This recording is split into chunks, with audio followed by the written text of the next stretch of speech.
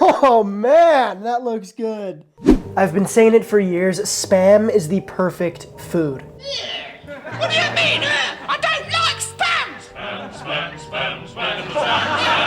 It goes great on anything from atop rice to on a sandwich. It's completely portable, and if it came down to it, it would definitely survive all-out war. Spam aside, few foods have taken the internet by storm as much as beef Wellington has. Every year around this time, around the holiday season, I get lots of requests to make it, but guys, I gotta keep it real here. Gordy's already got this one on lock. Look at it. I'm ready to die and go to heaven. So I got to thinking, what if we Americanize things a bit?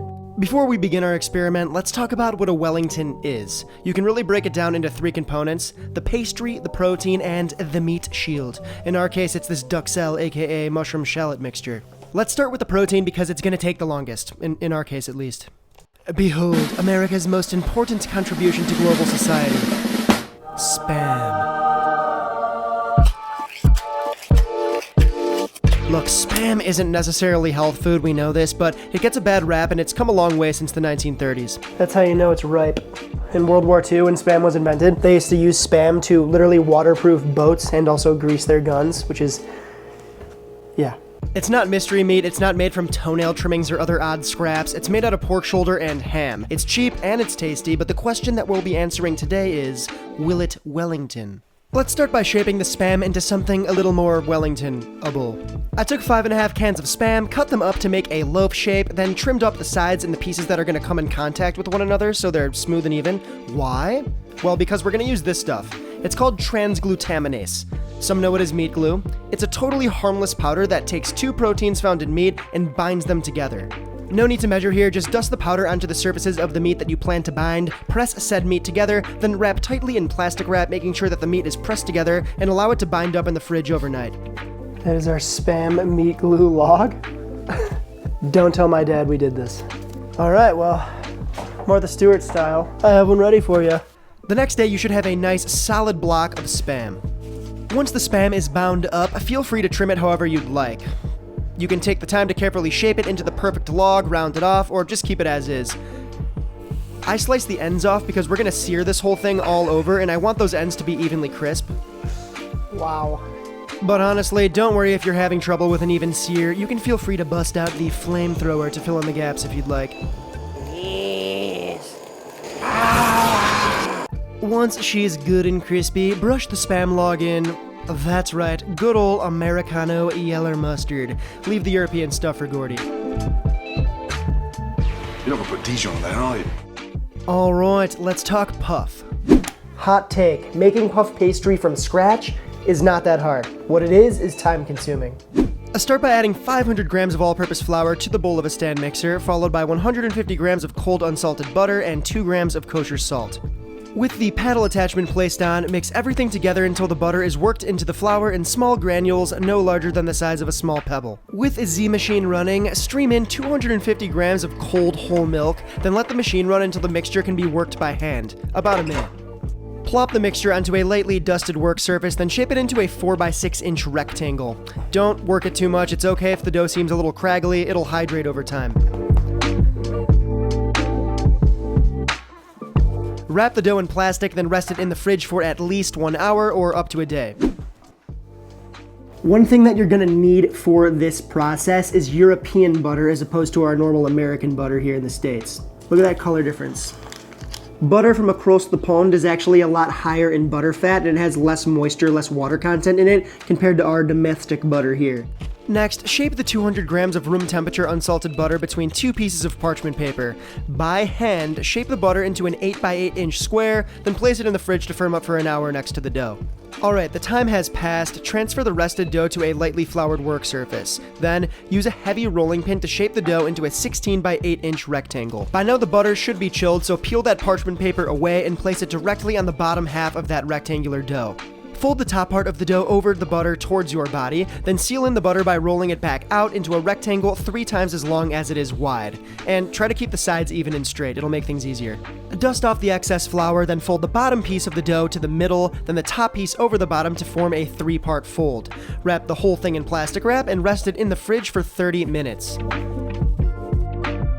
Now remove the pastry from the fridge and plop it back on the work surface. Turn the pastry so that the folded side is perpendicular to the way it was facing before. Then roll it out into a rectangle 3 times as long as it is wide once again. Repeat these folding steps, bottom third to the middle, top third to the middle, then cover it with plastic wrap and let it rest for another 30 minutes. You're going to repeat this process for a total of 6 folds, so 6 times.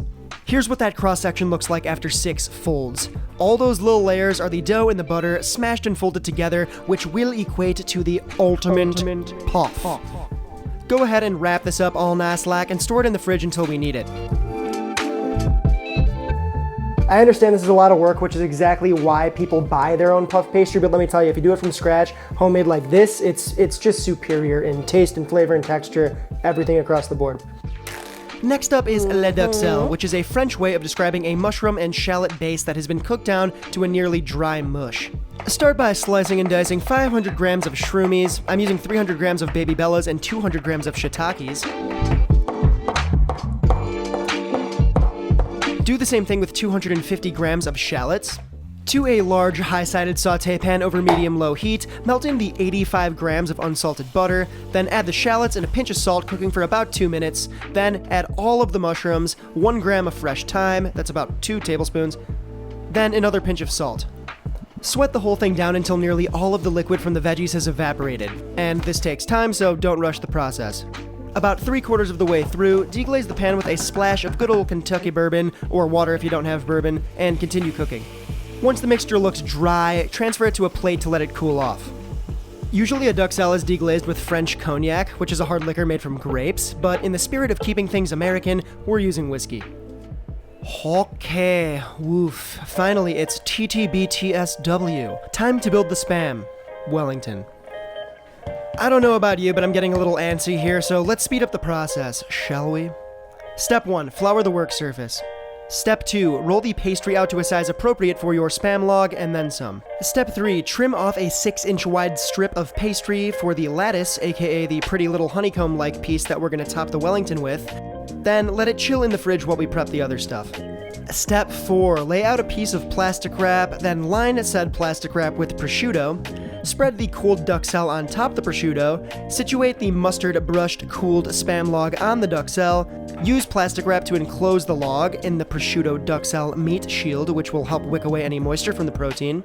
Then wrap tightly in the plastic wrap and let it set in the fridge for 15 minutes. Step 5. Unwrap Spam log and lay it on the trimmed pastry. Brush egg yolk on the inside of the pastry. Fold the pastry up to enclose the log, then press it with your fingers to seal it. Also, before you bake, situate the Spam seam side down. Then brush more egg yolk on the outside of the Wellington. Step 6. Lay the lattice crust on and brush with more egg yolk one final time. Sprinkle with finishing salt, then bake on the bottom rack in a preheated 425-degree oven for 25 minutes until the pastry is golden brown and puffy. Then let the whole thing cool for about 10 minutes or so before slicing. Step 7. Bask in your hard work. Bask in the Spam Wellington's eternal glory.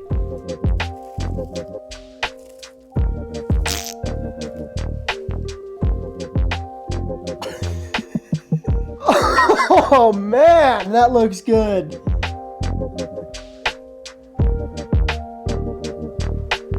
That is both highly disturbing and awesome all at the same time. Finish the whole thing off with a little jus and serve with a side of mustard. Remember, keep it American, American mustard. All right, let's taste this thing. Get a little bit of everything. Wow, here goes 400 grams of sodium. That whiskey Duxelle is actually pretty fire. The Spam, perfectly cooked. Wow, I can't believe that just happened. Look at that. Sorry, Spam brain fog. What am I saying? What should I say? Wow, cool. I'm literally having a crisis. Let me just wrap it up. And guys, let me know in the comments, are you gonna stay subscribed after watching this video? Oh, wow. Or what's English? I speak English. Toodles. Gordy's gonna like that one.